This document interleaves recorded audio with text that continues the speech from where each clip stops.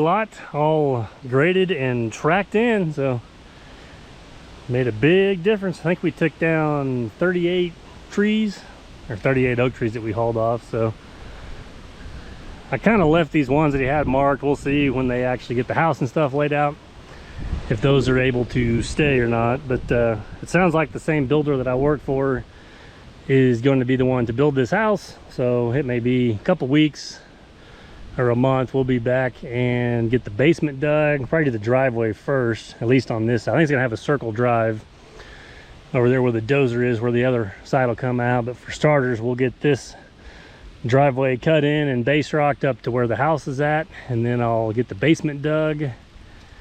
And like I said, we'll see. Some of these trees may go, because I may end up building the yard up and tapering it around there. So yeah, this will not be the last time you guys see this lot. So, but I'm kind of glad to get it knocked out. I felt bad for the neighbors because it is a dust bowl over here now. So we're going to get the 2150 chain down, and then we'll come back and grab the dozer. We're heading back to the pond job to start digging in the 1,000-foot-long water line. So that'll probably be what I do for the rest of this week. Like I said, it's Tuesday. I'm thrown off by Labor Day. So yeah, we may start digging some today, or it may just be tomorrow. So Wednesday through Friday, probably get that thing dug, hooked up, and get a freeze-proof faucet set, and then be on to something else. So let's catch you guys there. So we're making good headway this morning. So actually, by the time I got both machines moved over here yesterday afternoon, I dug down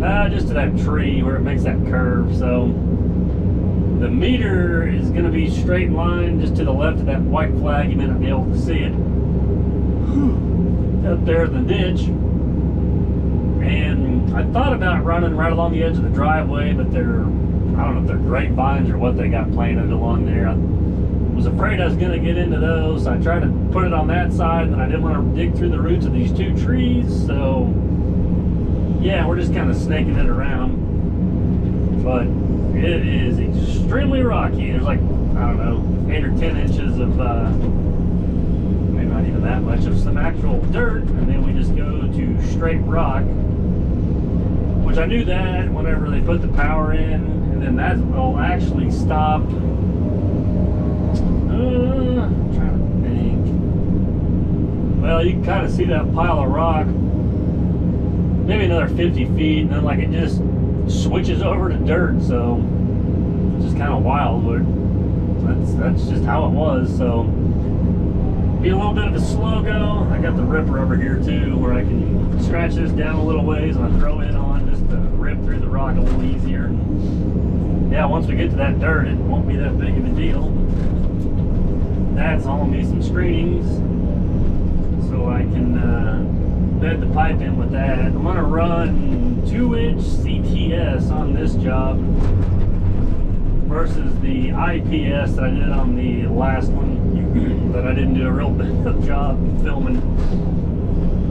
But I got a local company here in town that they carry that CTS, I found out, so which is just a little bit thinner than the IPS, but still the same, 2-inch inner diameter. So that'll work. I don't think the fittings are a whole lot cheaper or anything like that. It's just the pipe is slightly thinner, which I'm not too worried about that, being that we're going to bed it with screenings. It's just a little easier to get. So that IPS stuff had to come out of Springfield, which is about an hour away, but they're actually have a new facility or store that they've opened up there, but the problem is they don't have everything stocked yet, so they got to kind of go and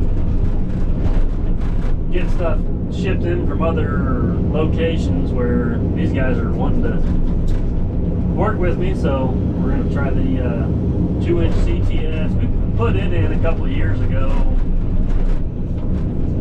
I'm trying to think where we're on that shop building where we put the culverts in and redid the driveways. We did the CTS stuff there. So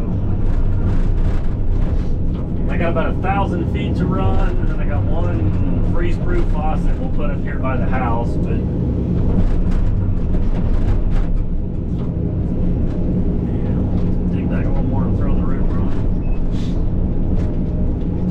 trying to keep my spoils because I'm using a 24-inch bucket and digging down 30 some odd inches. You got a lot, so I'm trying to keep it off the driveway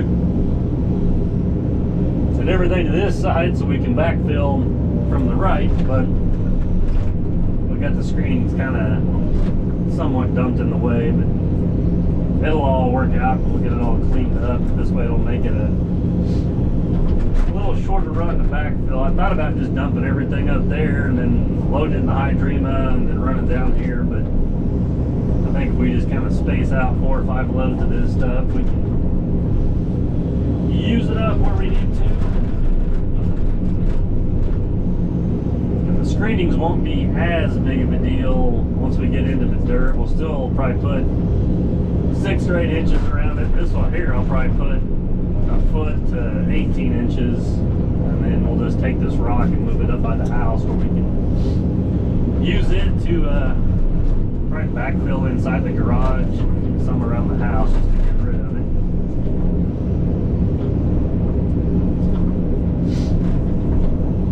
I think that's load number 3 right there.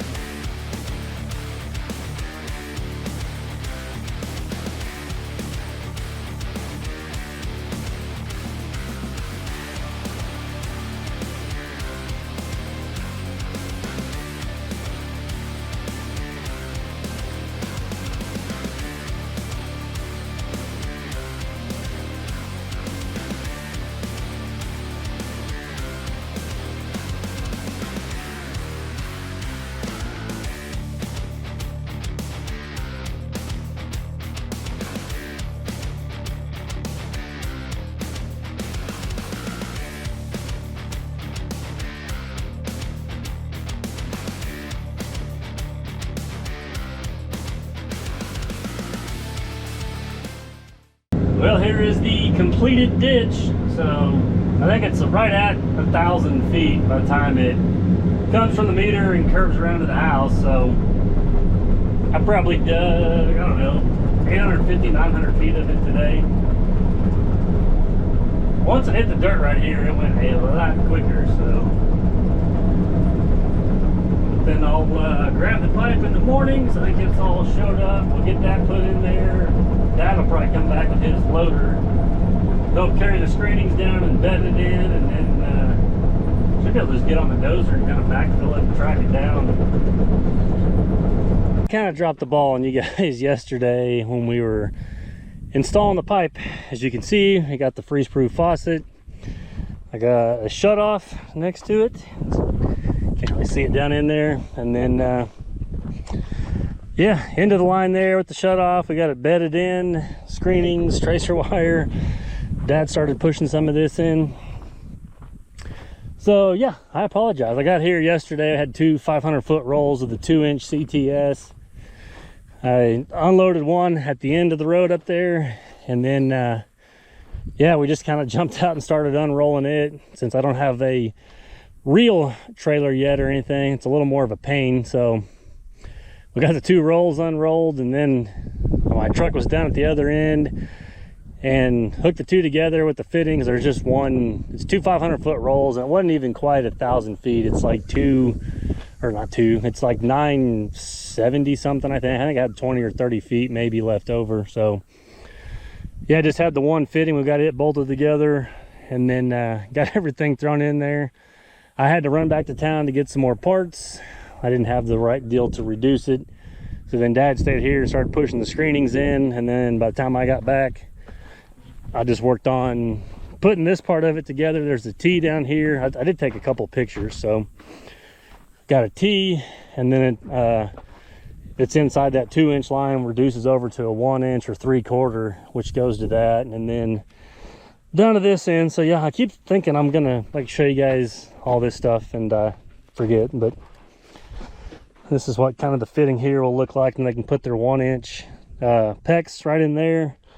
And if they ever get the walls poured, they'll drill a hole, and then this will run like so in there, and then we'll put another, I guess, a 6-inch pipe here for that shut off. And I just run a tracer wire with it, so we can, if we ever need to find it, we can hook up to it with a locator and be able to locate where this line runs. But yeah, so sorry, I I have good intentions to start filming, and yesterday was just kind of one of those off to a late start with getting pipe and such, and then yeah, I didn't film a thing. So I'm back today. I'm gonna hook on and run got some 4-inch SDR 35 we're gonna hook on. We kind of put a little, I guess we can call it like a French drain. It's just mostly just kind of a drain through here, but this section of the house was kind of soft and was low and just stayed wet all the time.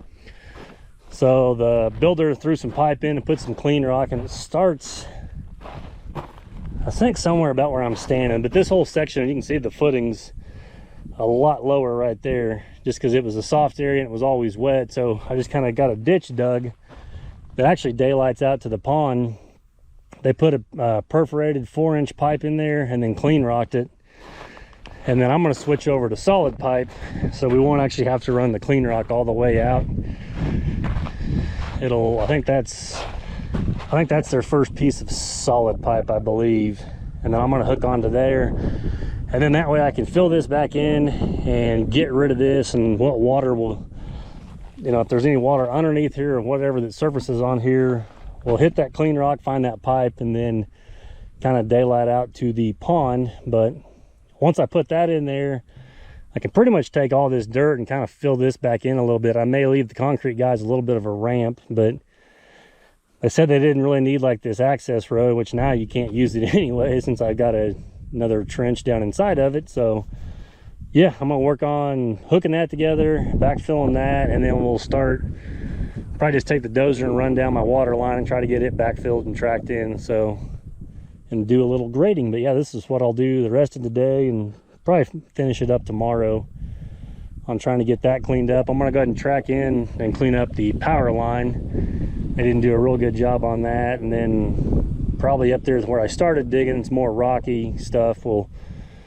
load that in the hydrema and then haul some dirt back up there and try to get their yard on that existing house kind of back in shape, and then we'll be done digging on that. So I'll at least try to get a little footage of this stuff for you guys today.